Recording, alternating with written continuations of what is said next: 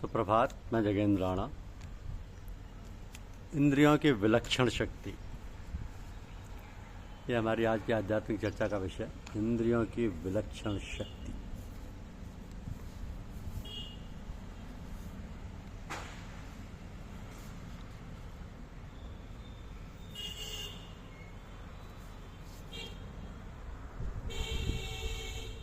स्थित प्रज्ञ किसे कहते हैं, ये गीता में एक अहम सवाल है श्रीमद् भागवत गीता में कि स्थित प्रज्ञ किसे कहते हैं, उसे कैसे पहचानना चाहिए। भगवान श्री कृष्ण स्वामी कहते हैं कि मन में रहने वाली वह प्रबल विषय वासना है, वो विषय वासना ही है जो आत्म सुख में विघ्न उत्पन्न करने वाली होती है। जो व्यक्ति सदा संतुष्ट रहता है, जिसका अंतःकरण समाधान से भरा रहता है, ऐसे तृप्त जीवात्मा का भी कामना के संग से पतन हो जाता है। जिसकी चाहतें एकदम से समाप्त हो जाती हैं और जिसका मन सदा आत्म सुख में ही निमग्न रहता है, उसी पुरुष को स्थित प्रज्ञ मानो। क्योंकि अनेक प्रकार के दुख प्राप्त होने पर भी जिसके चित्त में उद्वेग नहीं उत्पन्न होता और जो सुख के प्रलोभन में नहीं पड़ता है, ऐसे मनुष्य में काम और क्रोध निसर्गतः ही नहीं होते और उसका चित्त सदा आत्म साक्षात्कार से मिलने वाले आनंद से ओतप्रोत रहता है, इसलिए उसे कभी भय नहीं सताता। तो जो सदा ऐसी अवस्था में रहे उसी को स्थिर बुद्धि समझे। इस प्रकार का विचारशील मनुष्य संसार बंधनों को छोड़कर केवल भेद रहित रहता है और सर्वदा सबके साथ समान आचरण करता है। जैसे पूर्णिमा का चंद्रमा अपना प्रकाश देते समय ऐसा भेद कभी नहीं करता कि वह उत्तम व्यक्ति है, ऐसे प्रकाश दो, या अधम व्यक्ति है, ऐसे प्रकाश ना दो। वैसे उसकी संपत्ति भी सदा भेद रहित रहती है और प्राणी मात्र पर समान रूप से सदा रहता है और किसी भी काल में उसके चित्त में अंतर नहीं होता। कोई अच्छी चीज़ मिलने पर भी जो मारे आनंद के फूले नहीं समाता और कोई बुरी बात होने पर भी जो दुख के चक्कर में नहीं पड़ता। जो हर्ष और शोक से रहित और आत्मज्ञान के आनंद से परिपूर्ण रहता है। ऐ धनुर्धर, तुम उसी को स्थित प्रज्ञ जानो।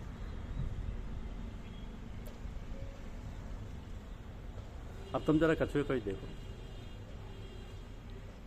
कि वो जिस समय खुश रहता है उस समय वो अपने समस्त अवयवों को बाहर फैला देता है और फिर जिस समय चाहता है उस समय उन अवयवों को अपने अंदर समेट भी लेता है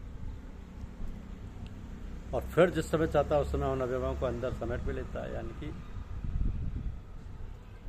सारी इंद्रियां उसके अधीन रहती हैं और जिसकी आज्ञा के अनुपालन में वे इंद्रियां सदा तत्पर रहती हैं। ऐसी स्थिति में जान लेना चाहिए कि उसी पुरुष की प्रज्ञा ने स्थिरता प्राप्त की है। इस योग की साधना करने वाले लोग विषयों का त्याग तो बड़ा ही निश्चय के साथ नियम पूर्वक करते हैं, फिर भी श्रवणादि इंद्रियों का संयमन हो जाने पर भी यदि रसनेन्द्रिय का निग्रह न हो तो योग की साधना करने वाले उस साधक को विषय संसार में हजारों तरीके से आगे घेरते, हजारों तरह। और तुम विचार करो कि यदि किसी वृक्ष के पत्ते तोड़ दिए जाएं, डालियां ऊपर से काट ली जाएं, किंतु इसकी जड़ में निरंतर जल दिया जाए तो वृक्ष क्या कभी नष्ट हो सकता है? जैसे जल की शक्ति से वृक्ष और भी अधिक विस्तार से फैलता जाता है, वैसे ही रसना के द्वारा मनुष्य के मन में विषयों की पुष्टि होती है।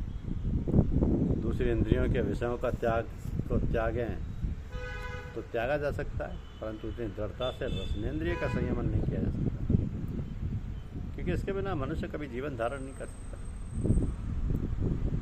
तो जिस समय निज अनुभव से परब्रह्म का साक्षात्कार होता है उस समय रसनेन्द्रियों का नियमन अपने आप ही हो जाता है।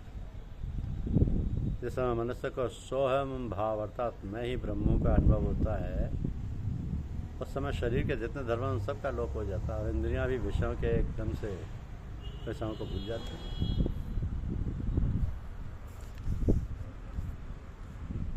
अन्यथा इसके अतिरिक्त किसी अन्य उपाय से ये इंद्रियां वशीभूत नहीं होती। जो लोग इन इंद्रियों का निग्रह करने के लिए प्रयत्नशील हैं, जो लोग अपने चतुर्थ यम नियमों का घेरा लगाए रहते हैं और जो मन को सदा अपनी मुट्ठी में कैद किए हुए रहते हैं,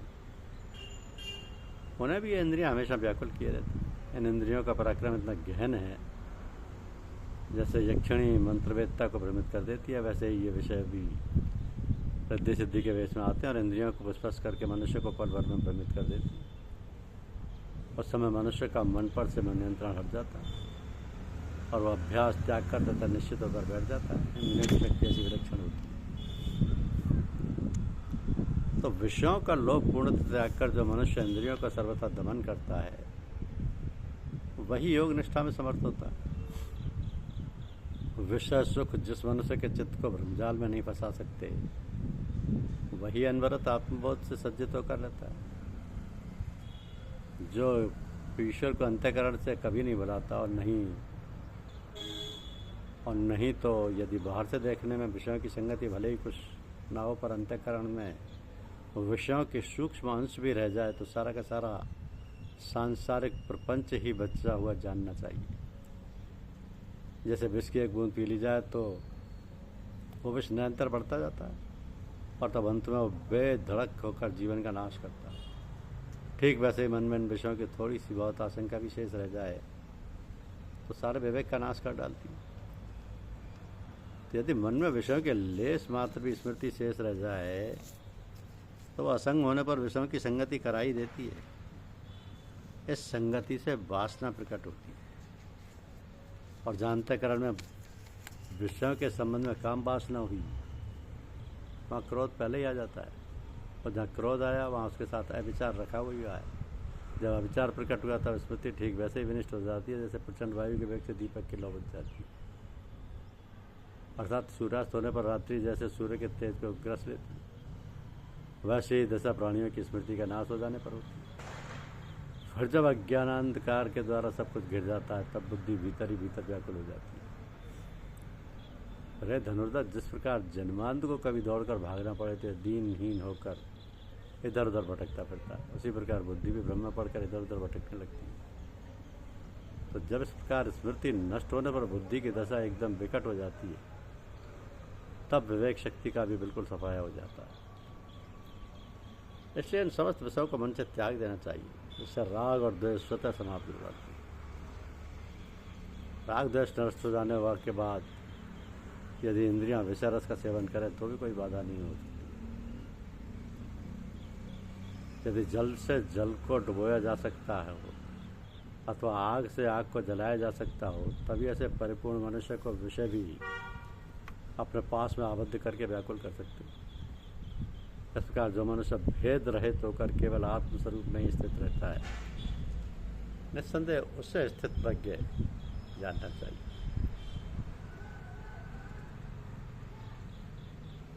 जैसे वायुरत जगह पर रखा हुआ दीपक कभी हिलता डुलता नहीं तथा निरंतर जलता रहता है, वैसे ही योग से युक्त व्यक्ति की बुद्धि भी स्वयं स्वरूप में स्थिर रहती है। और स्थिर बुद्धि की शक्ति जिसके अंतःकरण में नहीं होती, उसी पर सत्य रज और तम इन तीनों गुणों के सहयोग से विषयों का जाल फैलता है। तो यदि हमारी इंद्रियां स्वतः हमारे अधीन हो जाएं तो इससे अधिक सार्थक बात क्या हो सकती है।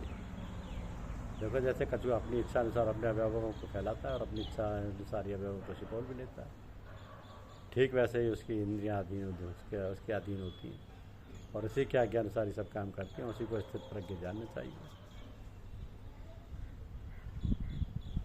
जो विषयों की तरफ से अपनी आंखें पूरी तरह से मूंद लेता है, वही यथार्थ समस्त उपाधियों व्याधियों से मुक्त रहता है, वही वास्तव में स्थित प्रज्ञ होता है और वही पूर्णतः मनुष्य सिद्ध होता है।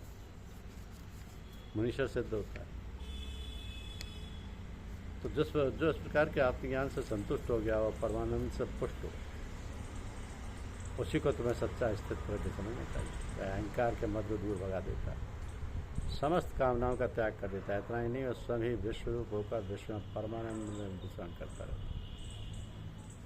धन्यवाद। चैनल को लाइक और सब्सक्राइब अवश्य करें। शुक्रिया।